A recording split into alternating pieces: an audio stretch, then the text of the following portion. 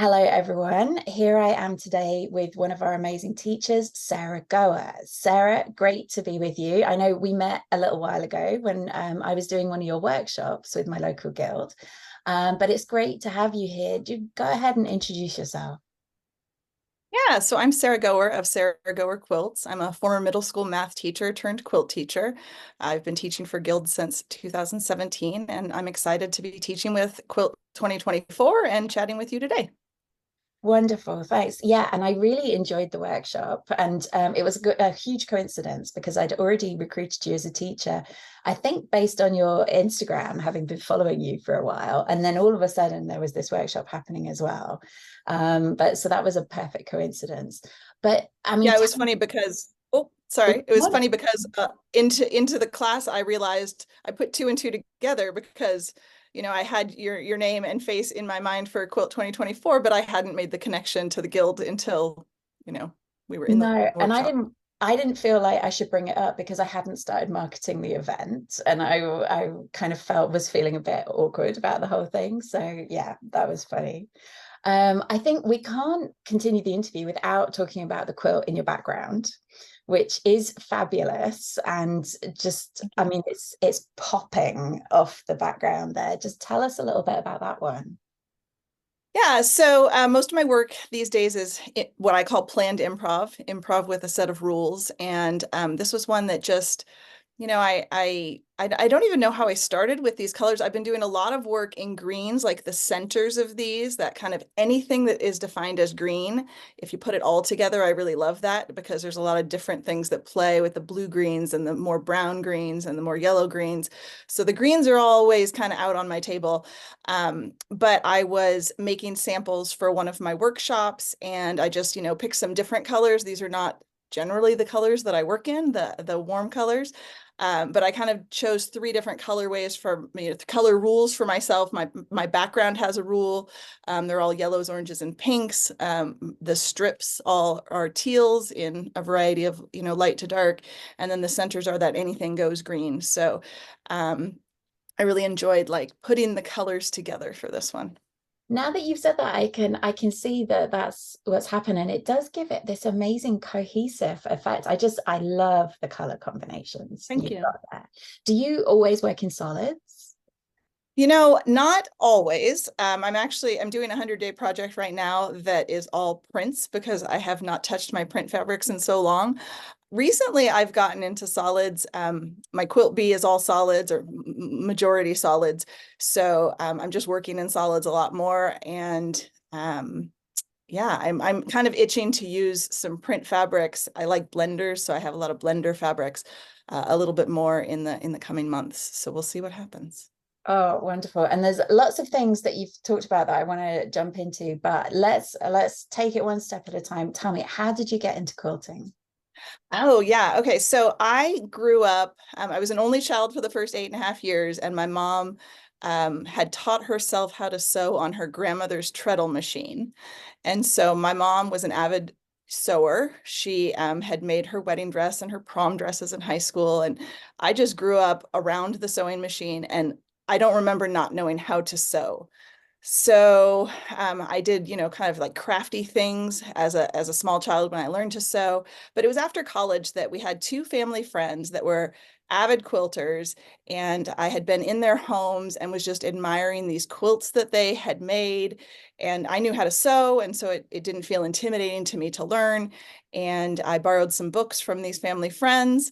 I was really drawn into quilting by the the geometry and the color, to be able to play with shape and color was what attracted me. So yes, I've been quilting for just about 20 years now. And can you remember your first quilt? I can. So I made two quilts. I've always I've always been a more than one project at a time quilter. So even going back to the very beginning, my first two quilts were out of the book Quilting for Dummies. And they were both in colors that I think were just very much my mother's colors, probably because that was the fabric that I had available to me that was, Oh, yeah. accessible. And they were in kind of a dusty rose. One was a patchwork that was a flower and had, green leaves. So I really learned a lot about, half square triangles and precision points and everything being, traditionally pieced. So yeah, so I still have those. Well, I have back those first two quilts that I made. They were gifts to family members that are back in my possession now. Oh, wonderful. And have they been thoroughly used? I always feel like that's a mark of honor on these. Yeah, yeah. I mean, one is just a small like table topper, so it's in, pretty like new condition. The other one was a small lap quilt, so it's a little more loved, softer, more wrinkly. Lovely. And then you mentioned a quilting bee that you're part of. Tell us about that. Yeah, so we're in our third year. My friend Ellen Zinsmeister and I ha both had previous experience in quilt bees, and we found ourselves without a bee in early 2021, I think, Mhm. and decided to create a new bee. So we really talked about, kind of the intention of what we wanted for the group, and we decided that our focus would be on improv piecing and primarily solids. And, we invited some folks to join us, and it has been so much fun. Every month we get a prompt, so someone creates the prompt for the month, and it might have an inspirational photo that we're using. My last prompt used a vintage bed sheet as the inspiration for the color and design that people were doing. So it's kind of anything goes as far as the inspiration, and then the person whose month it is decides what color palette, and that could be a real strict color palette or kind of a loose recommendation for color. And so it's just an opportunity to play each month, which I really enjoy. And I've really gotten to know these folks really well, which has been really nice too. It's been in a lovely community for the last few years. And is this an in-person thing that you do? No, we are all in the US, but we are spread across the country. And so we have an Instagram chat group. So we're chatting, basically daily with each other, and sharing progress pictures in chat, and then we coordinate an email for the running the directions of things. Oh, that sounds amazing. So I kind of jumped into the bee there because I'd realized you mentioned it before, but I want to go back again. So you talking about your love of shapes and putting colors together. And then you at some point you decided to become a maths teacher. And I imagine that the geometry was sort of attractive about that. When did you transition from teaching maths to teaching quilting, or how did that kind of come about? Yeah, so I started teaching middle school right about the same time I became a quilter. Mhm. And so that was something that I did with, the little bit of spare time that I had as a new teacher. And I was a classroom teacher for 11 years, teaching mostly pre-algebra and algebra. And I stayed home once I had kids. So my son is 13, so I have been out of the classroom now for longer than I was in the classroom. Um, and being home with kids, my kids are 22 months apart. So being home with kids meant that I sewed with, whatever time I had. And so my sewing machine was downstairs when they were young. And, if they, didn't need me and they were playing independently, I might sit down at the sewing machine and just sew 6 inches. Yeah. And then someone would need a snack or need some help with something. And so that's how I got anything done in those years. And at some point I started doing some pattern design because that was something I could do with a flexible schedule. Hmm. And then one of the guilds that I was a member of at the time invited me to teach after I was doing more improv work, which I had commented was not really something I wanted to write a pattern for, but it would be fun to teach. And I'd always thought that I would get into teaching for guilds, down the line.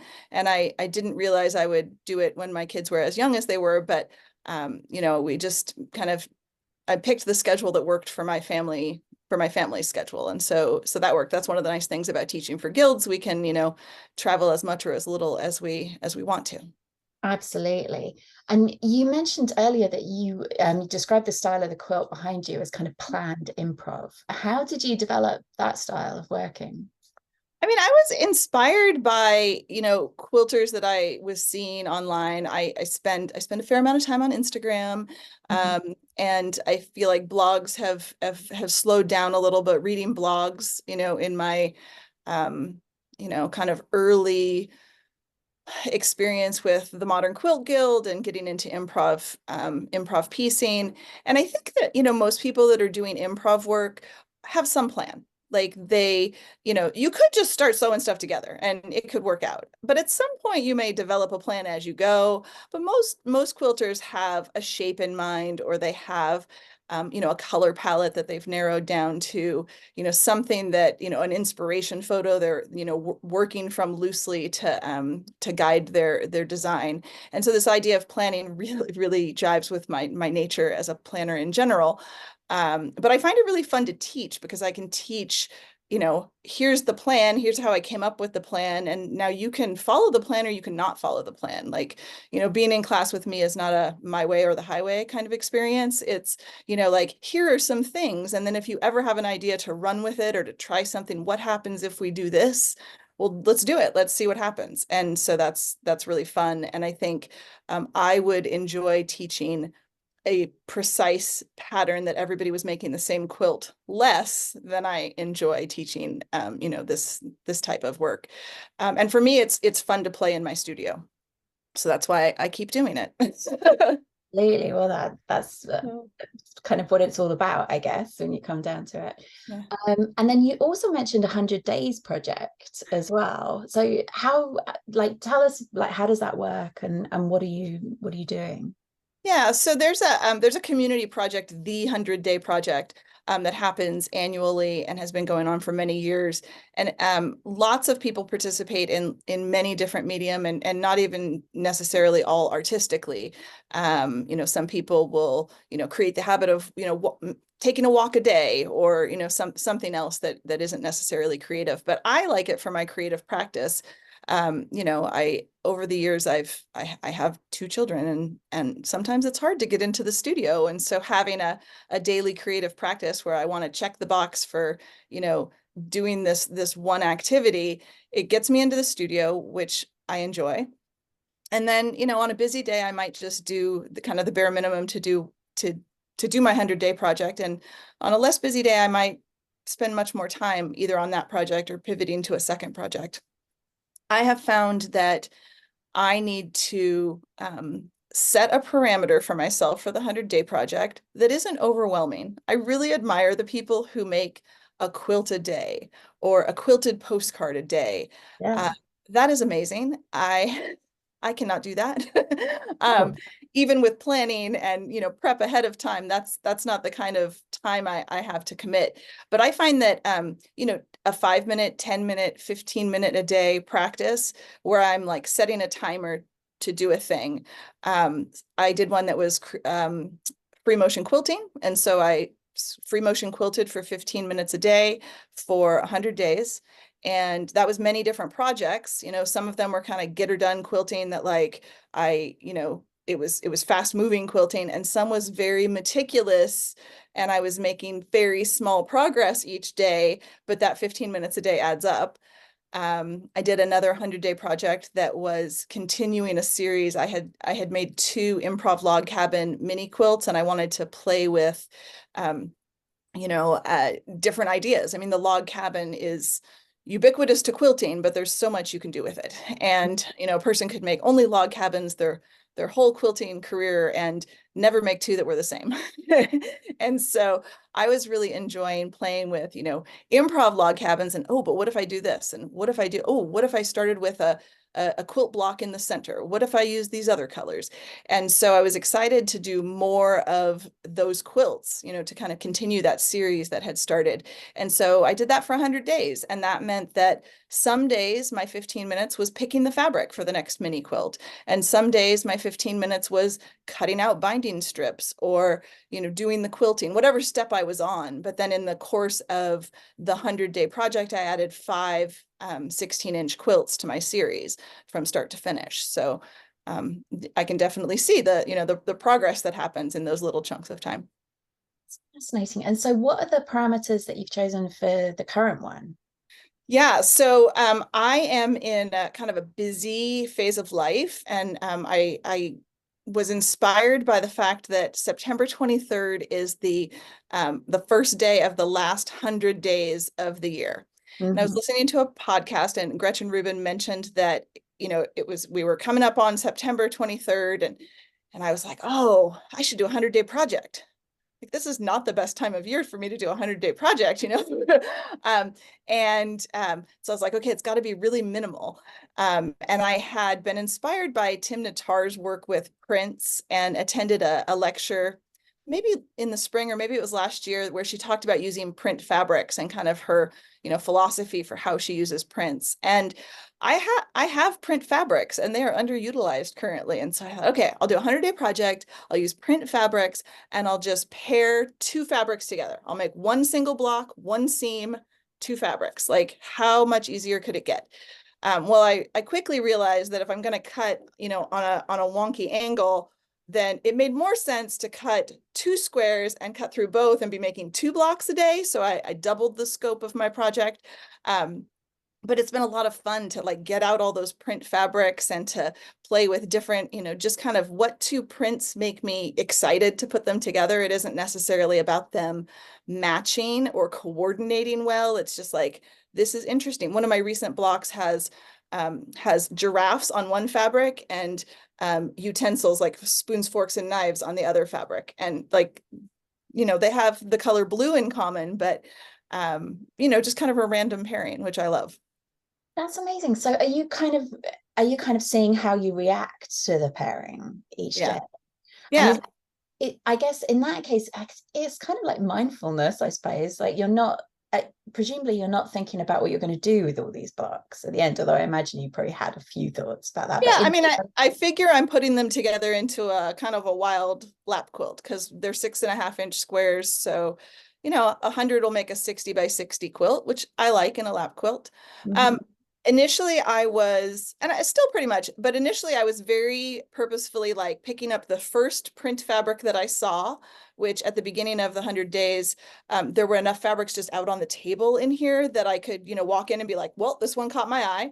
And then I just like kind of auditioned it next to different things until I found something that I liked with that fabric. And so that like, well, this is the one I'm using today, and something with it.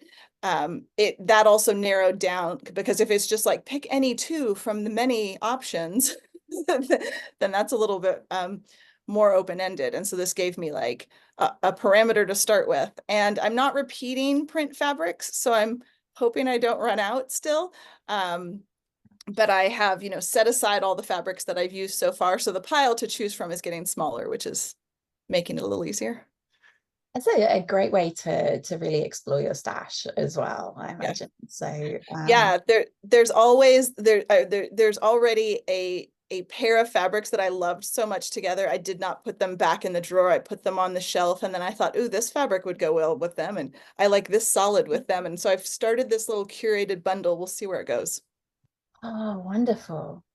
I've started a number of these things and I've just never stuck with them. So is there a tip that you would give people who want to do these kind of things but don't have the self-discipline? Yeah. So I think 100 days sounds daunting because it's a long time, but I mean, your project doesn't need to be 100 days. It could be 30 or 10 or 7, something to try it out on a smaller scale.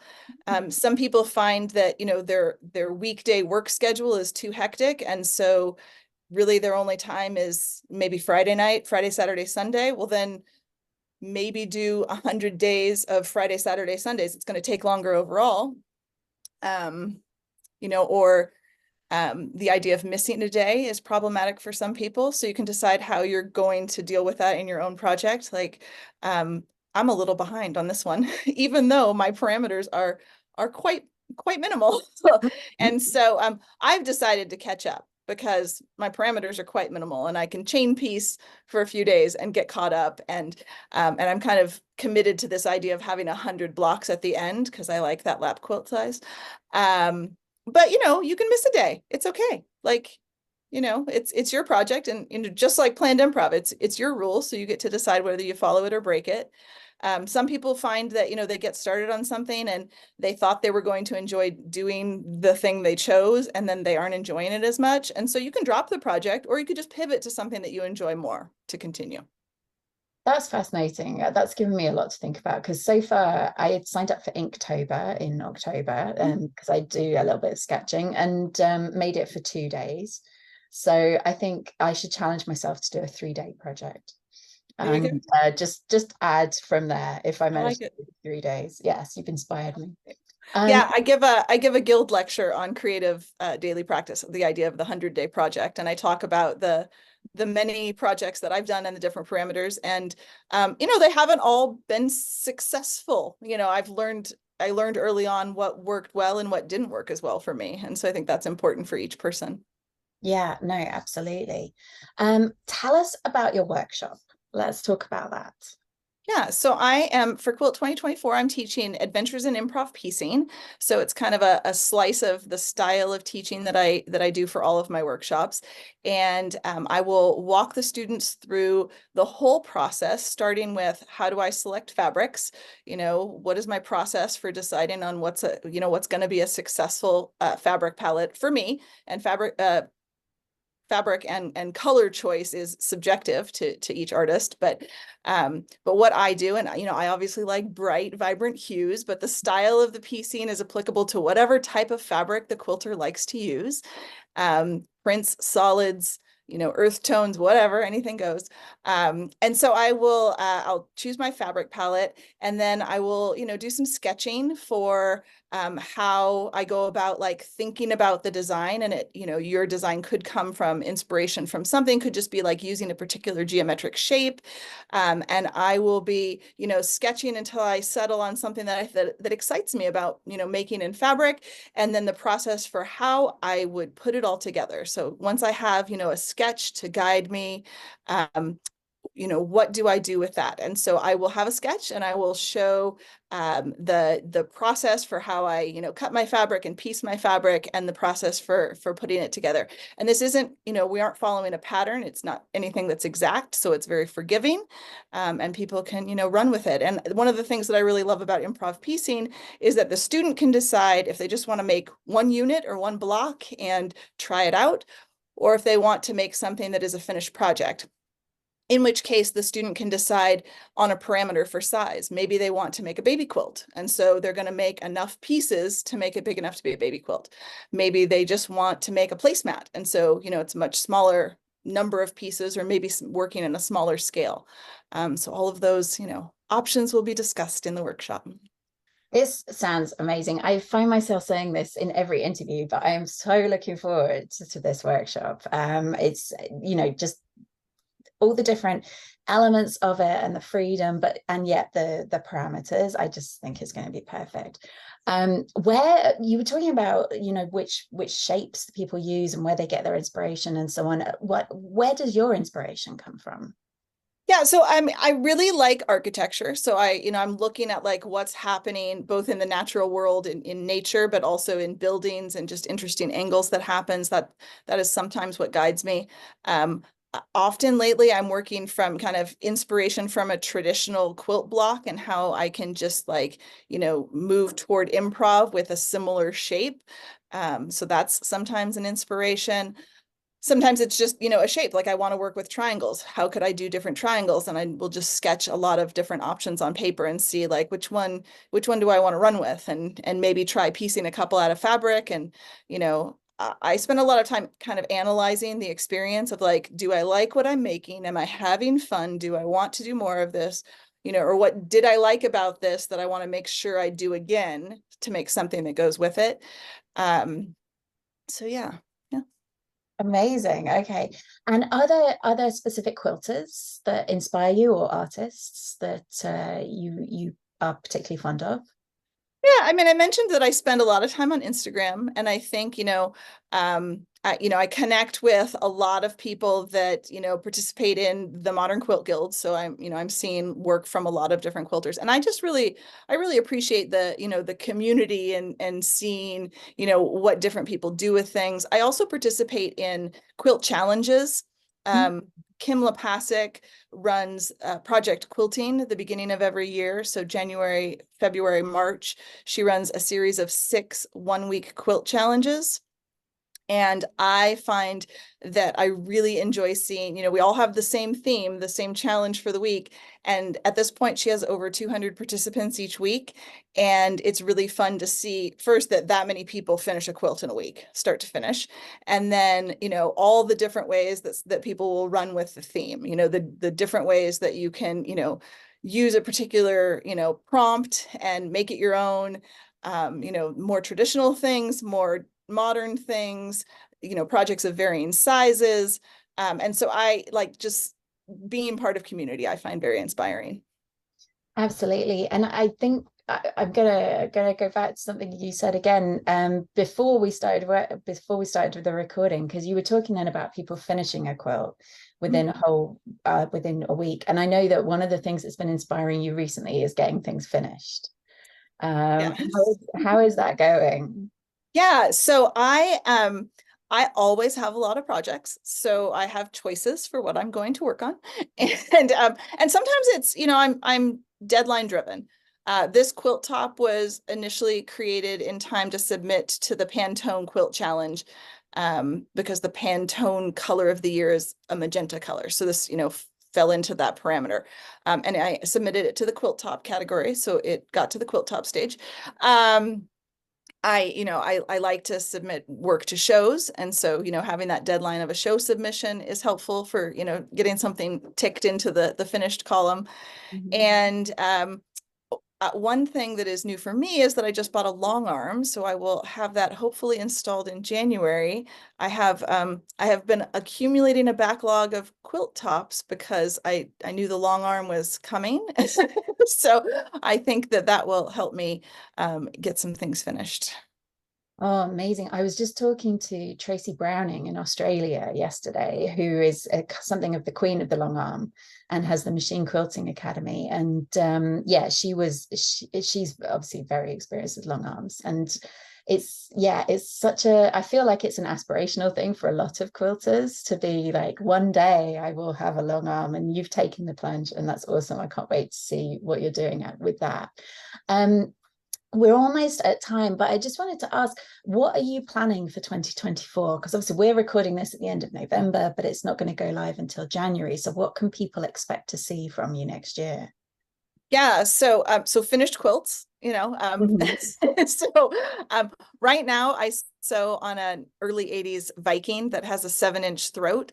And so I'm really looking forward to doing quilting on the long arm to be able to have a different experience for free motion quilting and to get some of my larger projects done. I probably will set myself a 100-day project to either do quilting on the long arm or to be working on finishing quilts, because personally that's something that's in the queue for me. And then as far as my teaching, after Quilt 2024, I'm giving 2 lectures at QuiltCon, and I have a new series of workshops that I will be offering in 2024 that I'm real excited about. In 2023, I did open enrollment live virtual workshops for individuals to sign up for me. So for those people who either their guild doesn't do workshop programming, or they're not a member of a guild, or they just want more workshops than what their guild is offering. It was a great experience to be able to have individuals sign up. So that always goes out first to folks on my newsletter list, but I will be having more of those events on my calendar. So I'm excited to connect with more quilters. Excellent. Oh, well, that sounds like you've got a great year ahead.